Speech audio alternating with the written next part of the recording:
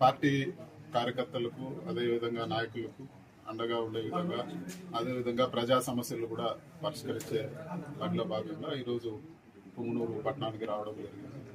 అదేవిధంగా ఈరోజు అందరిని కూడా కలుసుకొని ఏ సమస్యలు ఉన్నా కూడా వాటి అన్నింటినీ కూడా ఒక ఎంపీగా పరిష్కరించే విధంగా కూడా కృషి చేస్తానని చెప్పి కూడా తెలియజేస్తాను. రాష్ట్రంలో మనం వినుకొండలో చూసాము, ఇది వరకు కూడా చూసాము. వినుకొండలో పట్టపగులే 2 చేతులు నరికేసి మెడ నరికేసి ఒక వైఎస్ఆర్సీపీ నాయకుడిని ఏ విధంగా చంపారో ఈరోజు అందరూ కూడా చూసాను. చాలా దారుణమైన విషయం.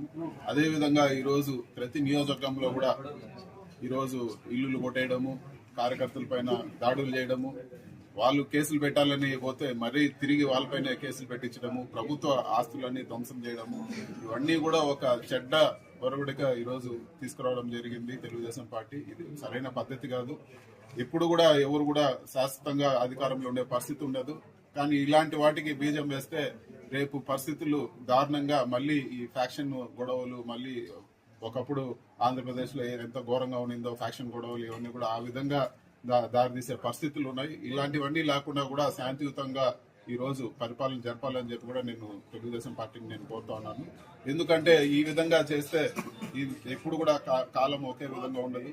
ఖచ్చితంగా మార్పులు ఉంటాయి. ఆ రోజు మళ్ళీ అందరూ కూడా మీ పార్టీ వాళ్ళు కూడా ఇవన్నీ కూడా చవి చూడాల్సి వస్తుంది. ఇవన్నీ కూడా ఒక మంచి సంస్కృతి కాదని చెప్పి కూడా నేను తెలియజేస్తాను.